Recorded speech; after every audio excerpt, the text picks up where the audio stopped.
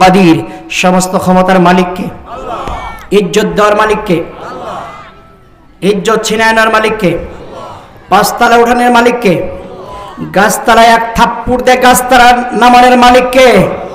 আর একটু জবান বলে খুলে বলুন কে? আমরা সময় দিয়েছিলাম 41 সাল পর্যন্ত ক্ষমতায় বসে থাকবো, কেউ নামাতে পারবে না। আমার আল্লাহ বলে তোকে 41 সাল কেন, তোকে 25 সাল পর্যন্ত আসতে দেব না।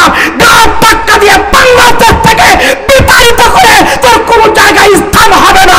চিল্লাবো ঠিক কিনা? ক্ষমতা কার? আর একটু জোরে বলতে হবে, ক্ষমতা কার? একমাত্র অধপতন হয়েছে আলেমদের সঙ্গে বেয়াদবি করার কারণ। ঠিক না ঠিক?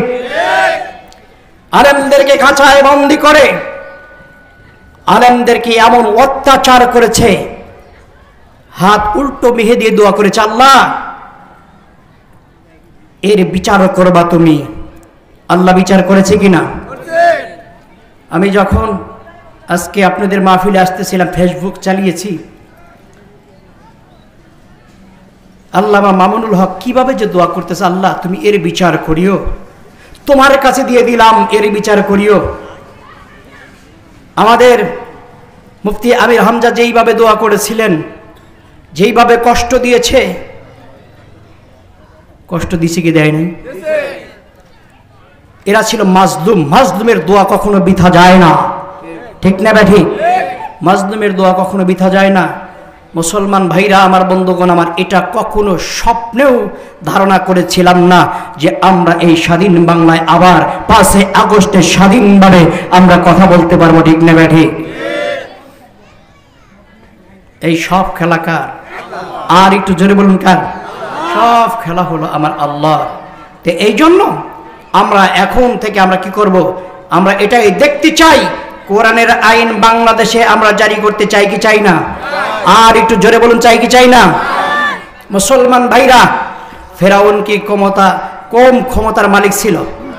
নমরুদ এত ক্ষমতার মালিক ছিল যে তাদের উপরে কেউ কথা বলতে পারে না। ইব্রাহিম নবীকে কিভাবে টর্চারি করেছিলেন, কিভাবে মারার জন্য আগুনের খন্দক করেছিলেন, মারতে পেরেছে? আর একটু জোরে কন। নমরুদ বলে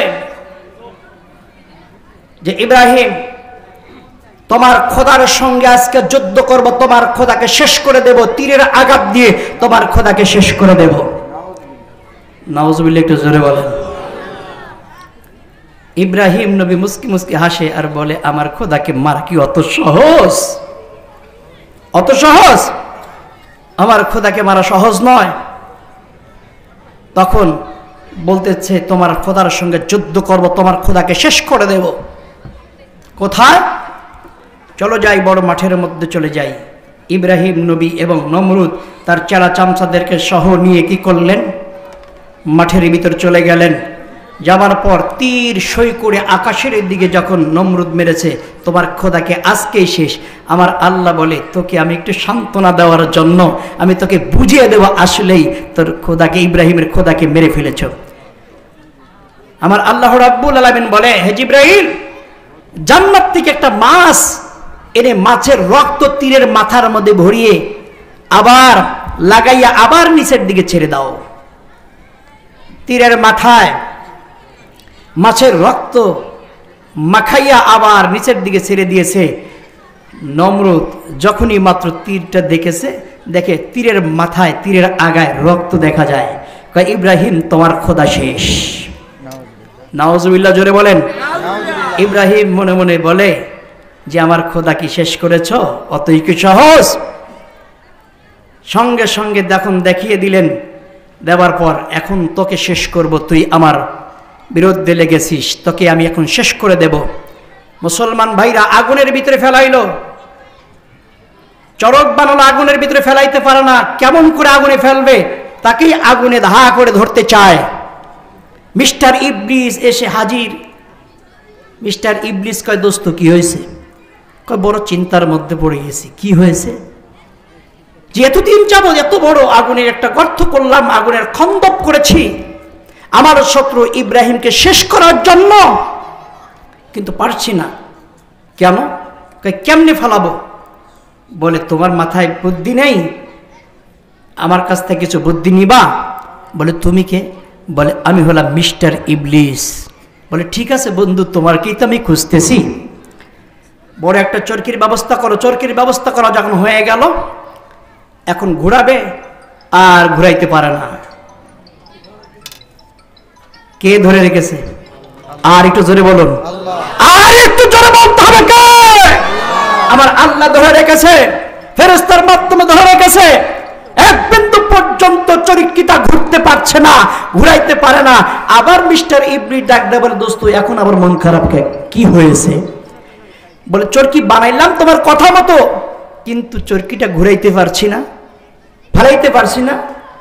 বলে এখানে আল্লাহর অসংখ্য ফেরেশতারা এই চরকিটা ধরে রেখেছে, তুমি ফেলাইতে পারবা না। এখানে তুমি সুন্দরী সুন্দরী কিছু নর্তকী নিয়ে আসো, কিছু নারীকে নিয়ে এসে এখানে নাচ গান করাও, আর কিছু যুবকদেরকে নিয়ে এসে অবৈধ মিলনে মিলিত করে দাও, তাহলেই সে এখানে ইব্রাহিমকে ফেলানো সম্ভব। যখন তাই করা হলো, সংক্ষেপে শেষ, সংক্ষেপে বলতেছি যেহেতু সময় কম, 1 ঘন্টার মধ্যে ক্যাপচার করতে হবে, আবার কিছু মাদ্রাসার জন্য কালেকশনও আছে। মুসলমান ভাইরা যখন মাত্র কি করলেন, যখন সব নিয়ে আসলো, নিয়ে আসার পর তখন তাদেরকে চিহ্নিত করবে কেমনে? তাদের কপালের মধ্যে একটা দাগ দিয়ে দিলেন, ওই আগুন থেকে লোহা জাতীয় একটা জিনিস দিয়ে প্রত্যেকটা নারীর কপালে একটা দাগ দিয়েছিলেন, যে এই নারীরা ওখানে উপস্থিত ছিল, এরা অবৈধ মিলনে মিলিত হয়েছে, এরাদের গর্ভের থেকে যেই সন্তান হবে তারাই হবে আমাদের বন্ধু, কারণ তাদের কারণেই হলো আমি আগুনের ভিতরে ইব্রাহিমকে ফেলাইতে পেরেছি।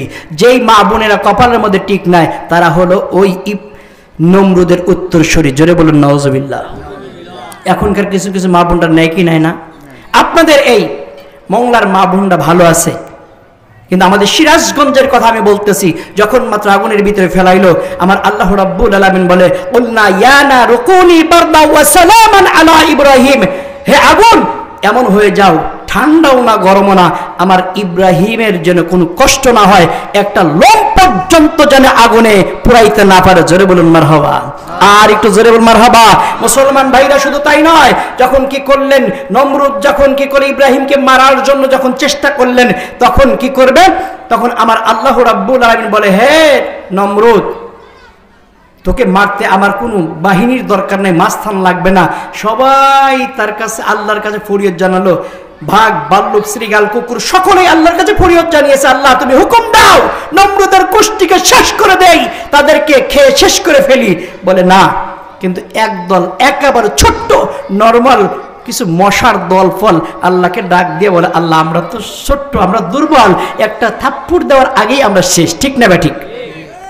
মনে করেন আল্লাহর কাছ থেকে তারা পারমিশন নিলেন, পারমিশন নেওয়ার পর সব জাগ ধরে উড়াল দিয়ে যখন চলে আসতেছে, তখন ওদের ভিড় জমাইলে কিন্তু মানুষ পড়ে যায়, যায় কি যায় না? তখন ভিড়ে আসতে দেখা যায় একটা মশা তার একটা পা ভেঙে গেল। ভেঙে যাওয়ার পর মনে করেন যে ওই বন্দরে অথবা ওই নৌকা ঘাটে ওখানে পিছে পড়ে গেছে। আল্লাহ এখন আমি কি করব? আল্লাহ তুমি একটু ক্ষমতা দাও, আল্লাহ আমি এখন কি করব? ওই জাগ দেখে যখন মাথায় একটা লাগে, শরীরে একটা লাগে, দৌড়াইতে দৌড়াইতে পালাইতে পালাইতে ওই দিকেই মনে করেন যে হেই বড়টা দৌড়াইছে। দৌড়ানোর পর তখন ওই জায়গায় ল্যাংড়া মশা দাঁড়িয়ে আছে, তখন বলে আল্লাহ পেয়েছি, ক্ষমতা দাও। তখনই আল্লাহর কাছে যখন সাহায্য চেয়েছে, সঙ্গে সঙ্গে আমার আল্লাহ বলে ঠিক আছে তোর কাছ তুই চালিয়ে যা। আল্লাহু আকবার, চালিয়ে যা। যখন মাত্র এই কথা বলেই নাকের ছিদ্র দিয়ে ঢুকেই মাথার মগজগুলো কুড়ি করে খাইতে শুরু করেছে। সুবহানাল্লাহ জোরে বলেন। যখন খাইতে শুরু করেছে, নমরুদের আর ভালো লাগে না, নমরুদের মাথাটা একেবারে ঘুরে গেছে। কি হইল রে আমার, কি হয়েছে? ওই চালা চামচারা কোথায় আমার মাথাটা টিপা দে। যখনই মাথাটা টিপা শুরু করে তখন একটু ভালো লাগে, যখনই বন্ধ করে তখন আবার শুরু হয়ে যায়। তখন কি করবে? তদনীন্তনকালে তখন তো কোনো জুতার ব্যবস্থা ছিল না, খরম, কাঠের খড়ম, ঠিক নেবে ঠিক, কাঠের খড়ম ছিল, খড়ম দিয়ে যখন পিটাইতে পিটাইতে বলে তুই কেন এত আস্তে দিস, একটু জোরে দে, এরকম করে পিটাইতে পিটাইতে নমরুদ কি হয়েছে, ওই ল্যাংড়া মশার কামড়ে সহ্য করতে না পেরে ওই তার খাদেমকে বলেছে জোরে পিটন দে, রাগের ঠানে এমন জোরে পিটন দিয়েছে, ল্যাংড়া মশার কামড়ে খড়মের পিটন খাইয়া নমরুদ এই পৃথিবীর জমিন থেকে শেষ হয়ে গেছে। চিল্লায় বলুন ঠিক কিনা? যাহারাই এই কোরআনের বিরুদ্ধে করেছে, যাহারাই এই ইসলামের বিরুদ্ধে করেছে, তাদের এই বাংলার জমিনে শুধু নয় তমাম পৃথিবীর বুকে কোনো জায়গায় স্থান হবে না। তাদেরকে এখান থেকে বাংলার পৃথিবীর জমিনের থেকে তাদেরকে উৎখাত করে দেওয়া হবে। চিল্লায় বলুন ঠিক কিনা? আল্লাহু আকবার, আল্লাহু আকবার।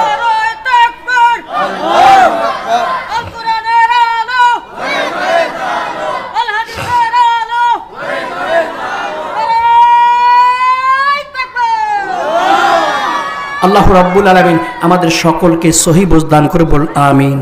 আর একটু জবান খুলে বলুন আমিন। মুসলমান ভাইরা, আমরা এখানে উপস্থিত হয়েছি আমরা কার উদ্দেশ্যে? কাকে রাজি খুশি করার জন্য? আর একটু জোরে বলুন, আমরা সাহায্য চাবো কার কাছে? আল্লাহ রাব্বুল আলামিন বলেন বিসমিল্লাহির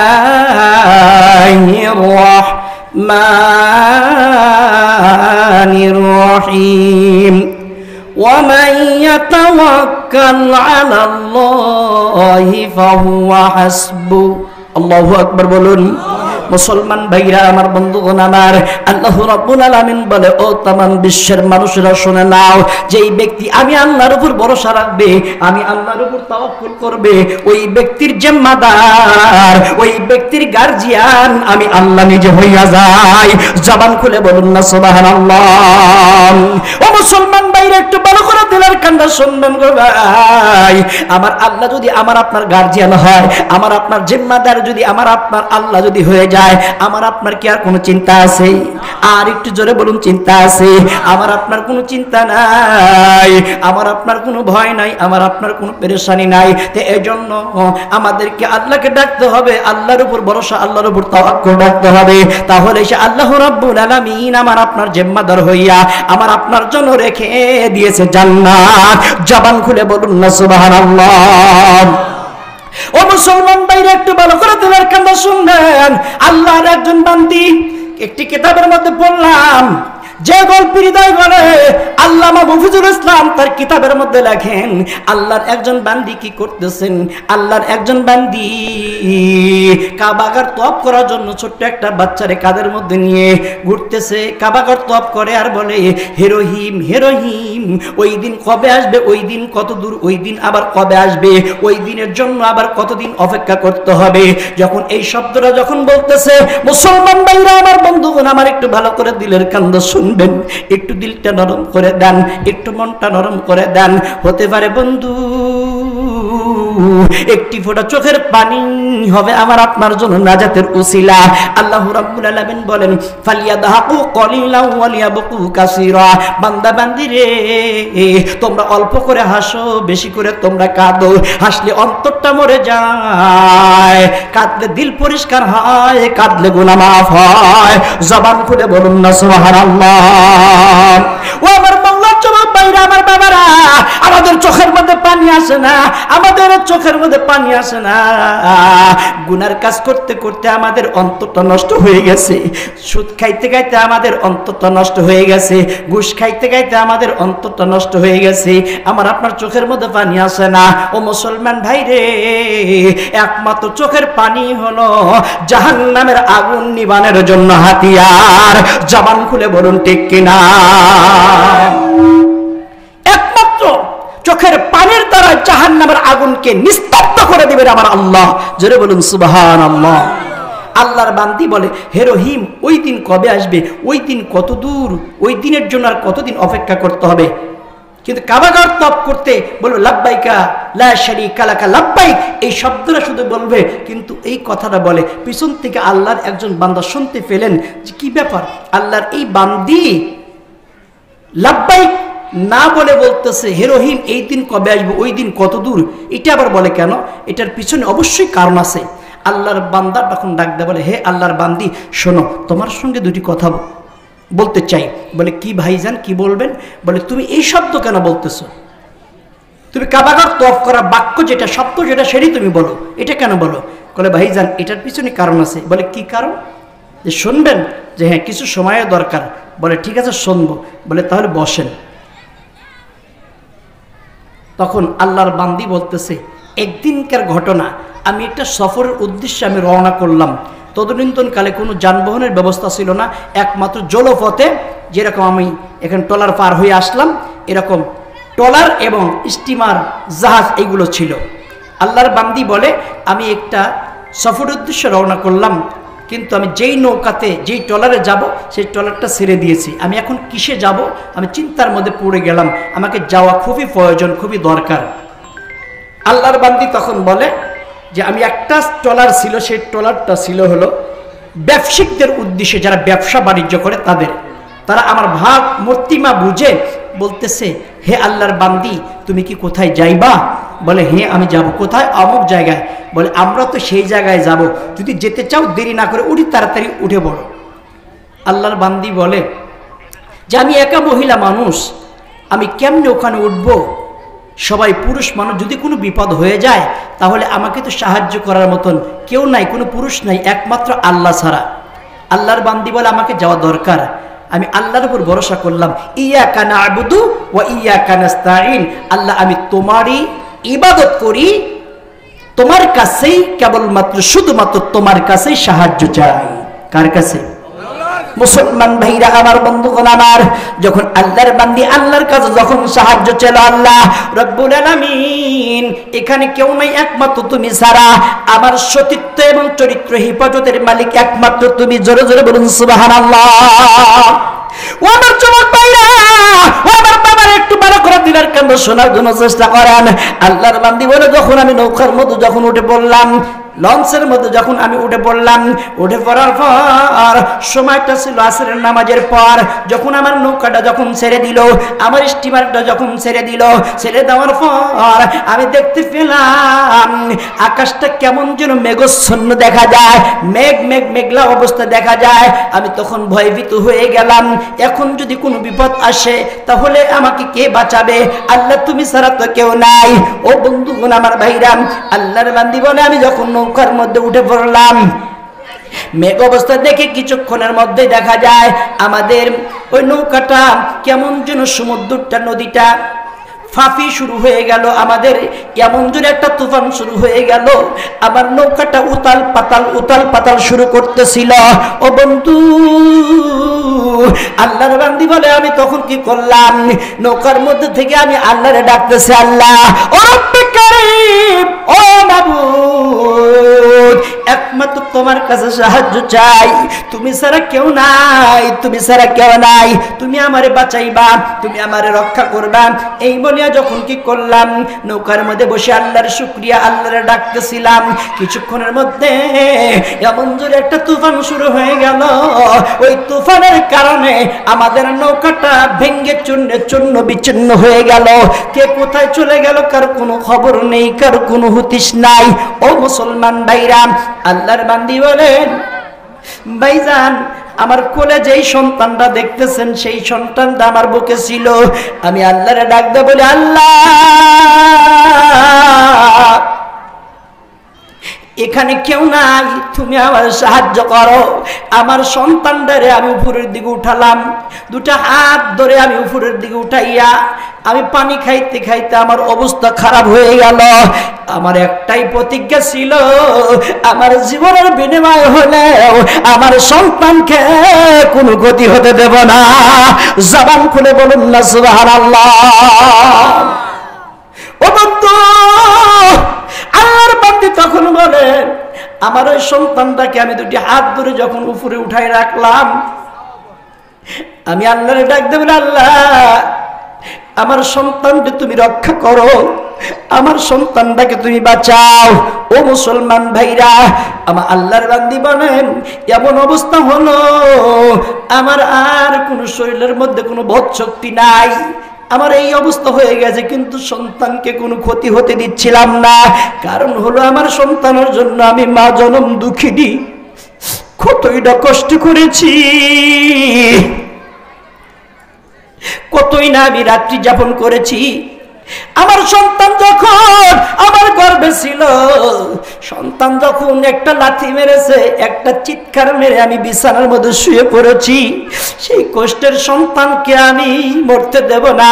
আমার জীবনের বিনিময় হলেও আমার সন্তানটারে আমি বাঁচাবো। একেই বলে মা, একেই বলে মা। জবান খুলে বলুন ঠিক কিনা। ও যুবক ভাইরা, আমার বন্ধুরা একটু ভালো করে শোনেন, আমি আপনাদের সামনে কথা বলতেছি। আমি একজন মা বাবা হারা সন্তান, আপনাদের সামনে আমি কথা বলতেছি। যখন আপনাদের এই খুলনা মংলার উদ্দেশ্যে যখন বাড়ির থেকে বের হলাম, আমার মা নাই, আমার বাবা নাই, আমার চাচি আম্মাকে বলে আসলাম, চাচি গো আমি যাইতেছি মাহফিলের উদ্দেশ্যে, আমার জন্য দোয়া করিও। আজকে যদি আমার জনম দক্ষিণে মা বেঁচে থাকতো, মাকে বলে আসতাম, মায়ের চেহারার দিকে আমি তাকাইতাম, আল্লাহ সগীরা গুনাহ মাফ করতো, কবুল হজের নবল হজের সব আল্লাহ দান করতো। কিন্তু মা নাই। আমার চাচিরে বলে আমি বিদায় নিয়ে চলে আসলাম। ও বন্ধুগণ, আমার ভাইরা, আল্লাহর বান্দি বলেন, যখন আমি পানি খাইতে খাইতে যখন অবস্থা খারাপ, আমি আল্লাহর এমন একটা শ্বাস নিয়ে ডাক দিলাম, ও আকাশের মালিক, জমিনের মালিক আল্লাহ, আমি তোমার কাছে সাহায্য চাই। এই মাজলুম ছোট বাচ্চার উসিলায় তুমি আমার রক্ষা করো। আল্লাহর বান্দি বলে, যখন মাত্র আমি আল্লাহর যখন শ্বাস ছেড়ে যখন ডাক দিলাম, ডাক দেওয়ার সঙ্গে সঙ্গে আমাদের ওই নৌকা ভাঙ্গা একটা তক্তা আমার সামনে হাজির হয়ে গেল। জবান খুলে বলেন না সুবহানাল্লাহ।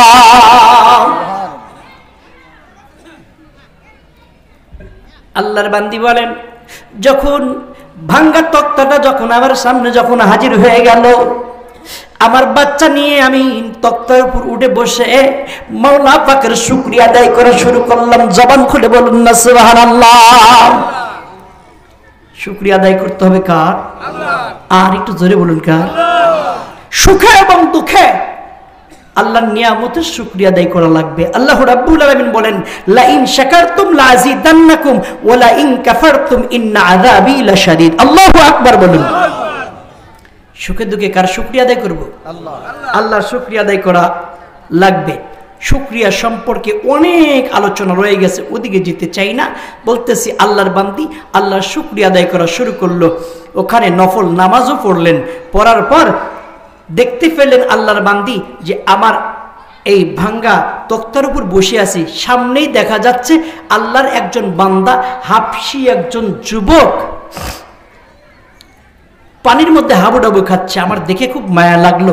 আমি তারে ইশারা করলাম, ভাই আমার দিকে আসো, এরকম করে পানি নিয়ে সাঁতার কাটিয়ে আমার দিকে তুমি চলে আসো।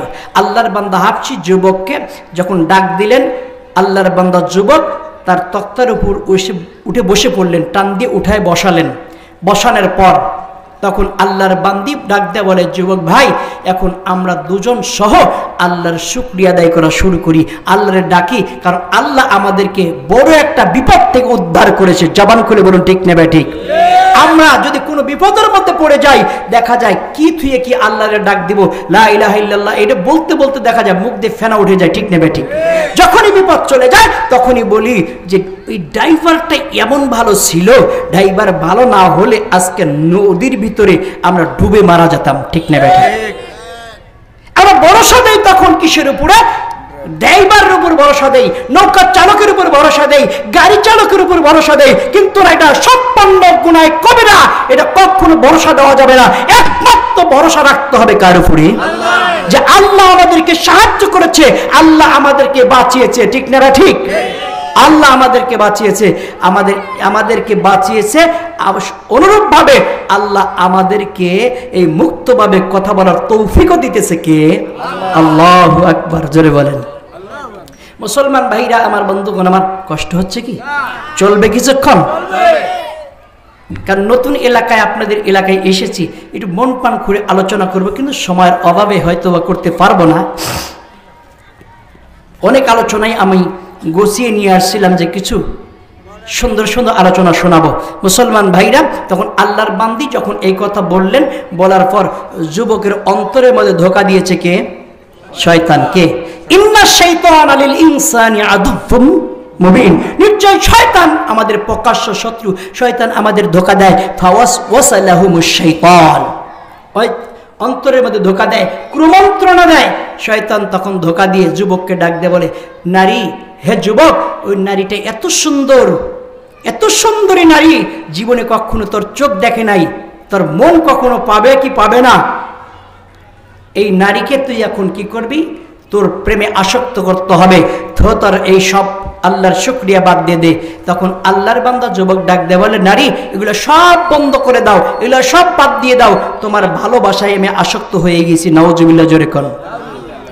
বন্ধুগণ আমার ভাইরা, আল্লাহর বান্দি এবার ডাক দা বলতেছিলেন, হে যুবক ভাই, এটা তুমি কি বলতেছো? না, এটা কখনো বলা সম্ভব নয়, কারণ আল্লাহ রাব্বুল আলামিন আমাদেরকে রক্ষা করেছে, আমাদেরকে বিপদ থেকে উদ্ধার করেছে।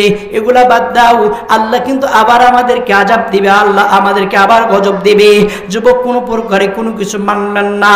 আল্লাহর বান্দি চোখ থেকে পানি ছেড়ে দেখা দেয়ার বলে, যুবক ভাই, এরকম কথা কখনো বলা সম্ভব না, এটা বলাও যাবে না। ও বন্ধুগণ আমার ভাইরা রে, আল্লাহর বান্দা কোনো প্রকারে মানতেছিলেন না।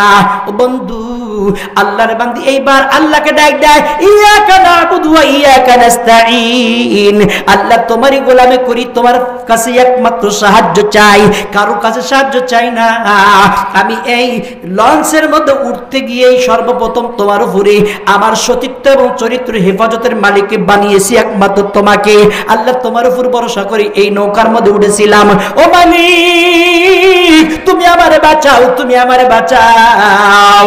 আল্লাহর বান্দি যখন এই কথা যখন বললেন, যুবক ভাই সম্ভব নয়, বলে কেউ দেখবে না, কেউ দেখবে না, আমি আর তুমি ছাড়া এখানে কেউ নাই। আল্লাহর বান্দি ডাক দে বলে, ইত্তাকুল্লাহ, আমি ভয় করি আল্লাহ রে। জবান খুলে বলুন না সুবহানাল্লাহ।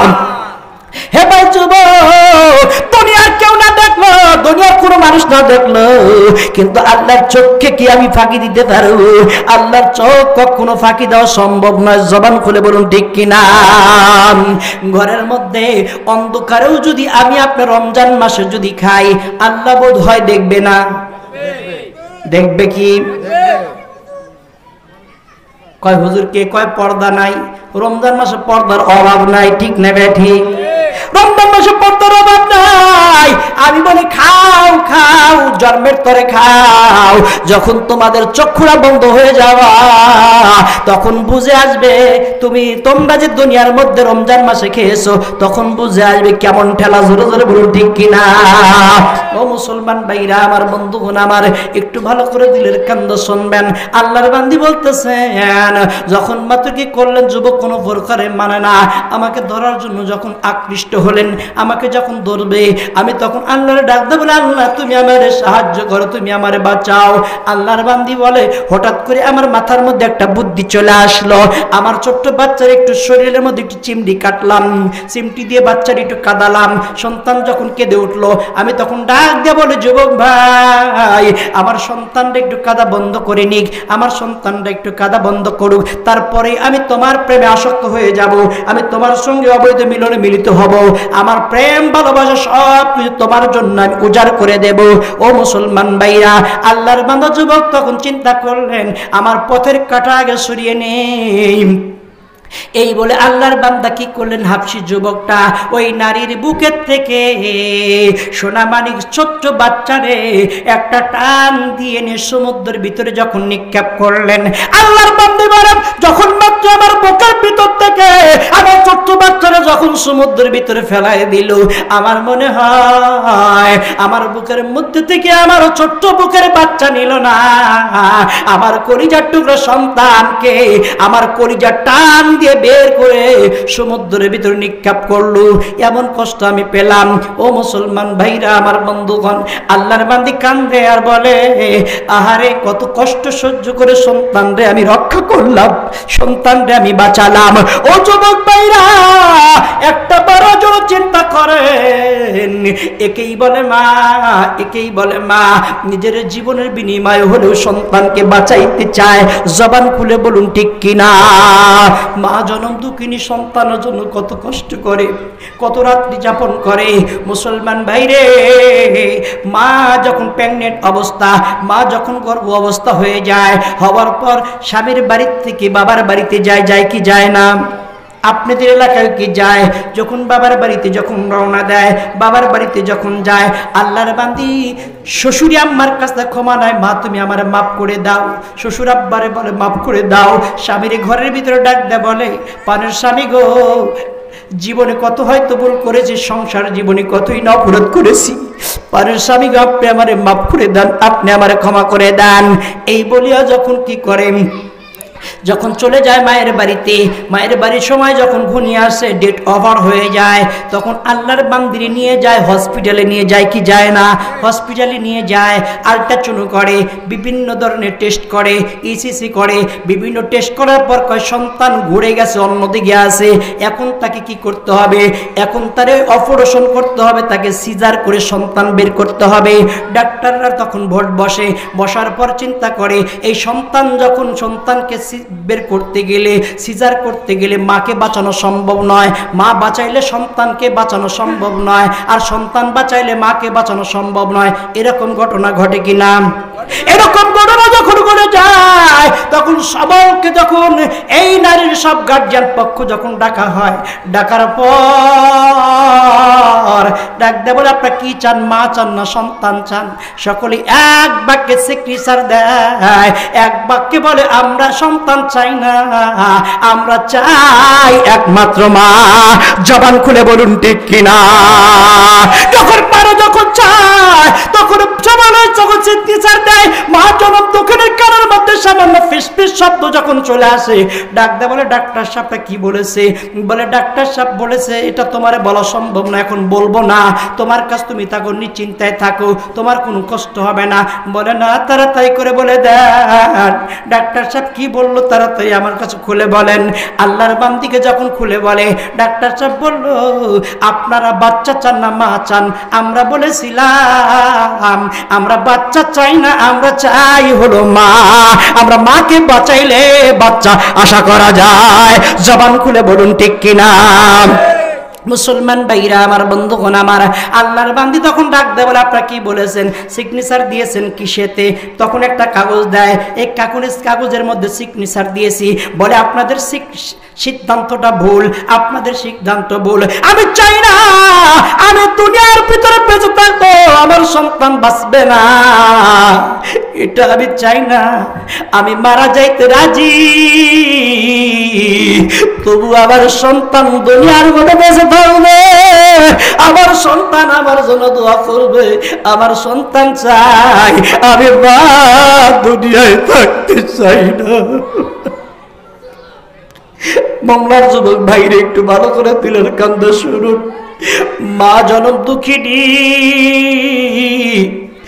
নিজের জীবনের বিনিময়ে সন্তানকে বাঁচাইতে চায়। ওই মার অন্তরের মধ্যে কেমন করে কষ্ট দাও। আজকে একটা বাস্তব একটা ঘটনায় শুনে আসলাম, মারে ঘাড় ধাক্কা দেয়, ঘর থেকে বের করে দেয়, আর বলে তোদের জন্য আমার ঘরের মধ্যে কোনো খাবারের ব্যবস্থা নাই। সেও কিন্তু একজন সন্তান। ও কুলাঙ্গার সন্তান, শুনে না, যেই ব্যক্তি কষ্ট দিবে, খোদার কসম করে বলি, তোমাদের জন্য আল্লাহর বানানো জান্নাত হারাম। চিল্লায়া বলুন নাউজুবিল্লাহ। ওই মা বাবারে কি কষ্ট দেওয়া যাবে? আর একটু জোরে বলুন, দেওয়া যাবে? আমি মুসাফির মানুষ, আমি একজন মা বাবা হারা সন্তান। যখন মায়ের কথা মনে হয়, যখন বাবার কথা মনে হয়, আমার বোধ হয় আসমানটা ভেঙে আমার মাথার উপর পড়ে যাচ্ছে। আমার বাবা আমার অবদান কতই না কষ্ট করে আমার লেখাপড়া করিয়েছে। আপনাদের জন্য কিন্তু বাবা মা কষ্ট করেছে, ধরে বলুন ঠিক কিনা?